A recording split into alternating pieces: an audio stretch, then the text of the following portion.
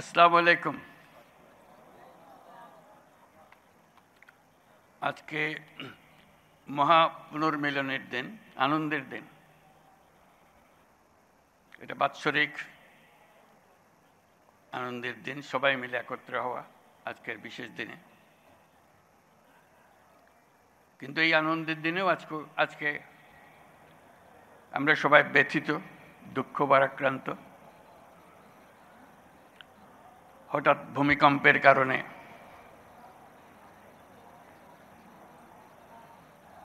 কয়েকজন ইন্তেকাল করেছেন,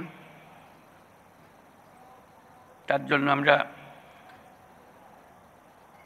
শোক পালন করলাম নীরবতার মাধ্যমে। কিন্তু আরো বহু আছে যারা ক্ষতিগ্রস্ত হয়েছে, আহত হয়েছে, সম্পদের ক্ষতি হয়েছে, আর্থিক ক্ষতি হয়েছে। তাদের প্রতি আমরা সমবেদনা জানাচ্ছি আজকে। আশা করি তারা আবার নতুনভাবে তাদের জীবন শুরু করতে পারবেন। আজকে এই আনন্দের দিনে আমরা কদ্দূর আসলাম, কি করছি, সেটা সবাই মিলে আলাপ করব।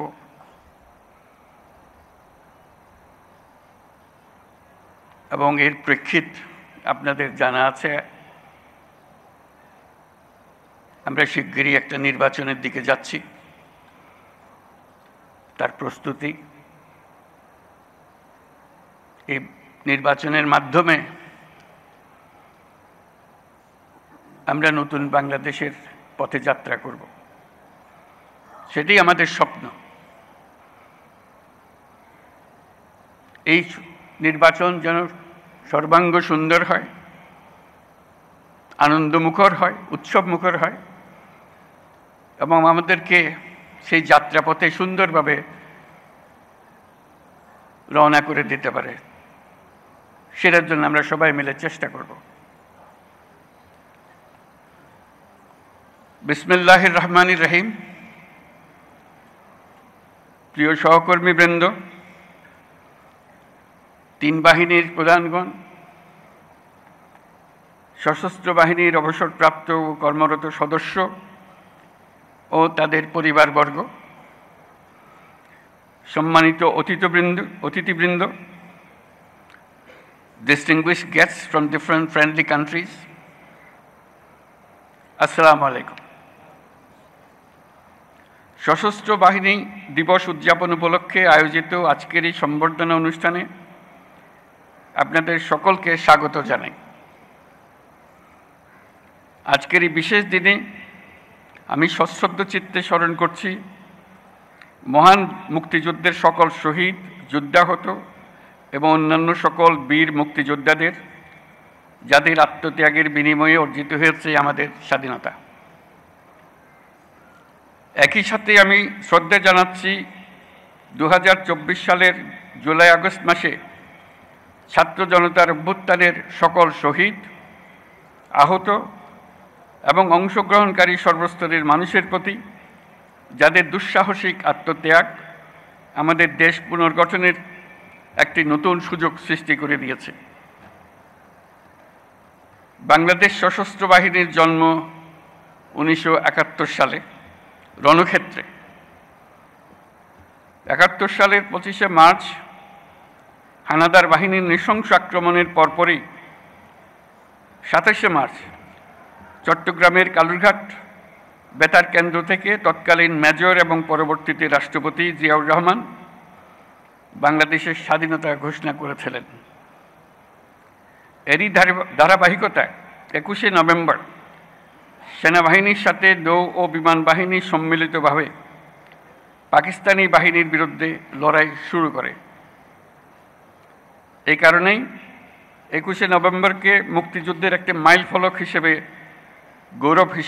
গৌরবের সাথে পালন করা হয়। আজকে সেই 21শে নভেম্বর। আমরা যদি বিজয় অর্জন না করতাম, তাহলে মুক্তিযুদ্ধের বীর সেনাদের মৃত্যুদণ্ড ছিল অনিবার্য। অসহনীয় হয়ে যেত তাদের পরিবারের সকল সদস্যের জীবন। মুক্তিকামী সেনা, নৌ ও বিমান বাহিনীর অকুতভয় বীর সেনানীরা জীবনের পরোয়া না করে, পরিবারের ভবিষ্যতের কথা চিন্তা না করে এদেশের স্বাধীনতা যুদ্ধে ঝাঁপিয়ে পড়েছিল। তারাই এদেশের আপামর জনসাধারণকে সাহস জুগিয়েছেন।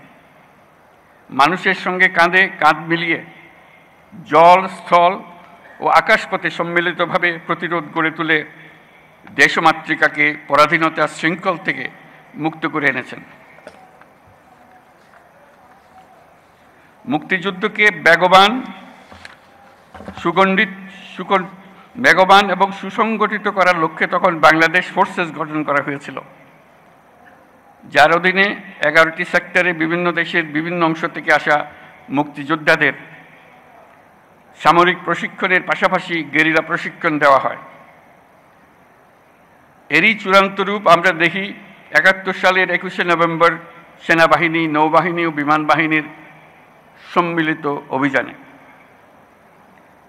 পাকিস্তানি সৈন্যদের বিরুদ্ধে এই যৌথ অভিযানেই 1971 সালের 16ই ডিসেম্বর বাংলাদেশের স্বাধীনতা সংগ্রামের চূড়ান্ত বিজয় এনে দিয়েছিল।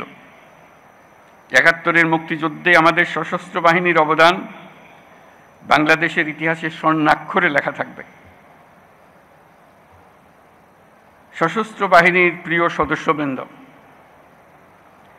দেশের স্বাধীনতা সার্বভৌমত্ব রক্ষার পাশাপাশি দেশ গঠন ও জাতীয় দুর্যোগ মোকাবেলায় আপনারা সর্বদাই জনগণের পাশে থেকে কাজ করে যাচ্ছেন।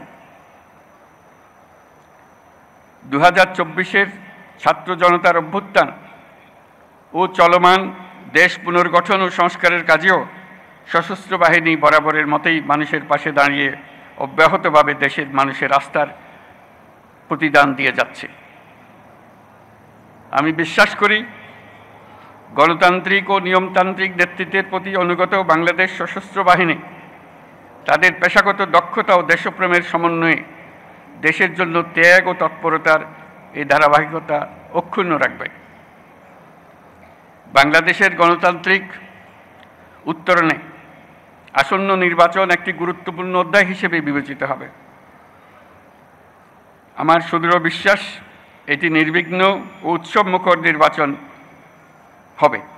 এর আয়োজনে সশস্ত্র বাহিনীর সদস্যগণ দক্ষতা ও পেশাদারিত্বের সাথে এই মহান দায়িত্ব পালন করবে। একটি শান্তিপ্রিয় জাতি হিসেবে আমরা সকল বন্ধু রাষ্ট্রের সঙ্গে সম্মানজনক ও শান্তিপূর্ণ সহাবস্থানে বিশ্বাসী। তথাপি যে কোনো আগ্রাসী বহিঃশত্রুর আক্রমণ থেকে দেশের সার্বভৌমত্ব রক্ষার জন্য আমাদেরকে সদা প্রস্তুত ও সংকল্পবদ্ধভাবে থাকতে হবে। এই লক্ষ্যে আমাদের সেনা, নৌ, বিমান বাহিনীর আধুনিকায়ন, সমরাস্ত্র আহরণ ও উৎপাদন, উন্নত প্রশিক্ষণ এবং উন্নত বিশ্বের সঙ্গে তাল মিলিয়ে বাহিনীগুলোতে যুগোপযোগী প্রযুক্তি প্রয়োগের সংযোজনের প্রয়াস জোরদার করা হয়েছে। তবে দুঃখের সাথে বলতে হয় যে ফ্যাসিস্ট আমলে আমাদের বাহিনীগুলোর দক্ষতা বজায় ও বৃদ্ধির বিষয়টি উপেক্ষিত ছিল। অন্তর্বর্তীকালীন সরকার সকল বাহিনীর সক্ষমতা বৃদ্ধিতে ব্যাপক উদ্যোগ গ্রহণ করেছে। একই সাথে দেশরক্ষা ও জনকল্যাণমূলক কাজে ব্যাপক সংখ্যক ছাত্র ও যুব সম্প্রদায়কে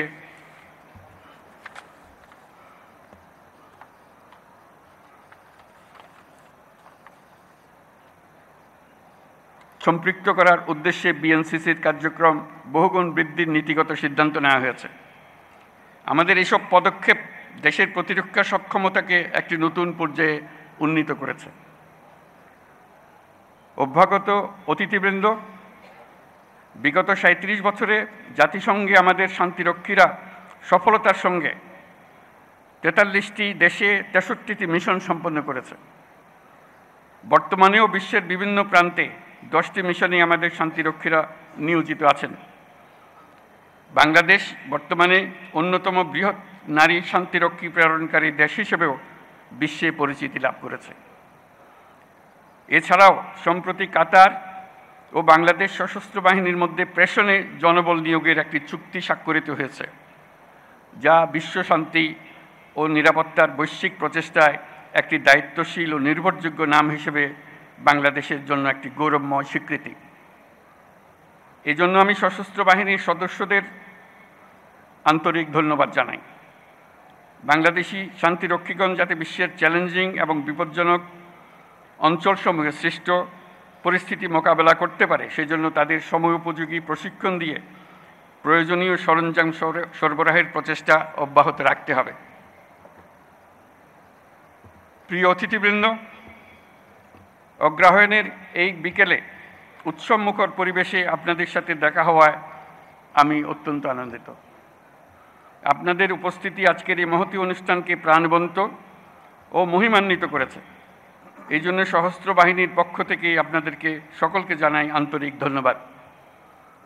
আমি সশস্ত্র বাহিনীর সকল সদস্য ও তাদের পরিবারবর্গের সুখ, শান্তি ও কল্যাণ কামনা করছি।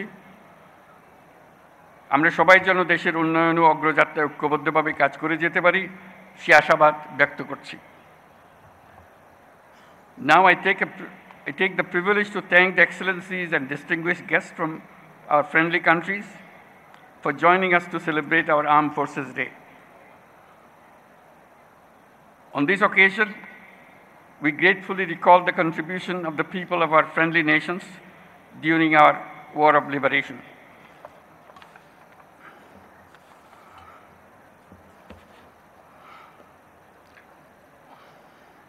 I am also thankful for the excellent support and assistance provided to our armed forces by your countries. I must mention that it is a unique opportunity and great experience for our troops to work together with the global peacekeepers under the umbrella of the United Nations. I assure our full support of my government and our armed forces to the United Nations and the international community in the global peace efforts. I also deeply appreciate those friendly countries that are employing members of our armed forces. We stand ready to expand such cooperation, and I thank you all for your kind presence.